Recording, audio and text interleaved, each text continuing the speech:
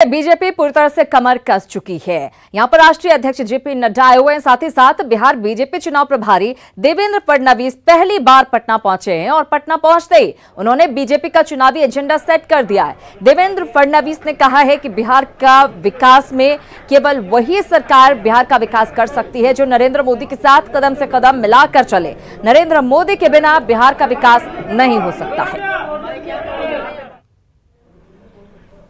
NDA की सरकार बहुत अच्छे तरीके से कार्य कर रही है और लगातार जनसेवा के कार्यों के माध्यम से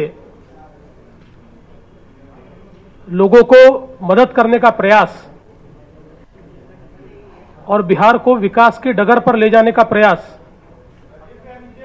इस सरकार ने किया है। विशेष रूप से देश में आदरणीय मोदी जी की सरकार, बिहार में नीतीश जी के नेतृत्व में एनडीए की सरकार, इन दोनों सरकारों ने मिलकर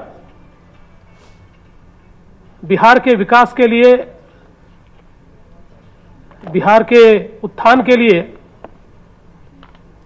अलग अलग परियोजनाओं के माध्यम से बहुत काम किया है। तो चुनाव की तैयारियों को लेकर बीजेपी कोई कोर कसर नहीं छोड़ रही है। तो बिहार में चुनाव सिर पर है, ऐसे में नेताओं की धड़कनें भी तेज हैं। इन सब के बीच सत्ताधारी बीजेपी ने इंटरनल सर्वे भी करा है। सूत्र बताते हैं कि यह सर्वे सरकार के लिए शुभ संकेत नहीं है। वैसे एनडीए को प्रधानमंत्री के चेहरे पर भरोसा ज्यादा है, जबकि विपक्ष को एंटी इनकम्बेंसी की आस है। तो सवाल यही कि आखिर किसके भरोसे होने जा रहा है बिहार का चुनाव।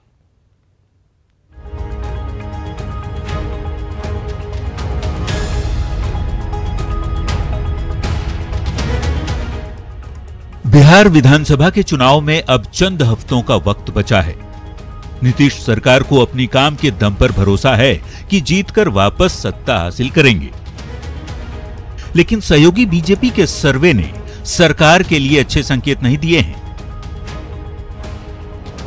सूत्र बताते हैं कि बीजेपी की ओर से इंटरनल सर्वे कराया गया है, जो 25 से 28 अगस्त के बीच का बताया जाता है। सर्वे करने वाली 90 सदस्यीय टीम में पार्टी के जनरल सेक्रेटरी, एमएलसी और प्रदेश उपाध्यक्ष शामिल हैं। मंडल स्तर के कराए गए सर्वे में जो जानकारी सामने आई है वो चौंकाने वाली है, क्योंकि सूत्रों के मुताबिक सर्वे में बिहार में 15 साल से सत्ता के शीर्ष पर बैठे नीतीश कुमार के खिलाफ इस बार एंटी इनकम्बेंसी फैक्टर हावी है। बीजेपी को छोड़ने और फिर आरजेडी के साथ जाने के बाद वापस बीजेपी में आने पर लोगों में नीतीश को लेकर संदेह है।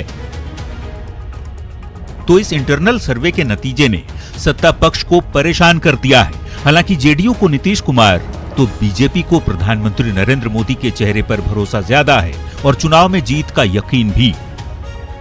बिहार में एकमात्र नेता नीतीश कुमार, जो नीति और नियत दोनों ठीक है, उनको जो बोलते हैं वही करते हैं, इसलिए पूर्ण विश्वास जनता का रहता है, उन पर आशा और विश्वास रहता है कि नीतीश कुमार जी जो बोलते हैं सो करते हैं। और किसान को पूर्ण विश्वास है कि आने वाला समय में हमको खेत में पानी पहुंचाने का काम नीतीश कुमार जी करेंगे। इसलिए नीतीश कुमार जी की लोकप्रियता बढ़ी है, न कि घटी है। ये काम करने वाली सरकार है, तो अपेक्षा निश्चित रूप से इस सरकार से होगी, लेकिन उसके बावजूद भरोसा भी है प्रधानमंत्री नरेंद्र मोदी पर, नीतीश कुमार पर और एनडीए की सरकार पर। निश्चित तौर पर हम जो जनता का भरोसा है उस भरोसे पर खरा उतरने का काम करेंगे और फिर से एनडीए की सरकार बिहार में बनाएंगे।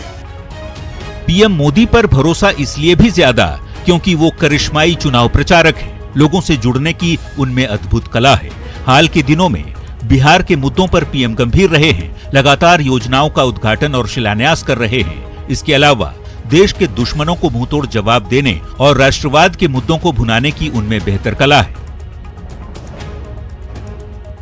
सत्ता पक्ष को पीएम के चेहरे पर भरोसा है, लेकिन आरजेडी के नेता कह रहे हैं कि नीतीश सरकार के खिलाफ लोगों में गुस्सा है और चुनाव में एनडीए की हार तय है। सब लोग उनके खिलाफ हैं और उनके खिलाफ में रिजेंटमेंट है, और इस बार उनको पता चलेगा कि लोगों के साथ जो हमने छल किया है उसका खमियाजा हमको भुगतना पड़ा।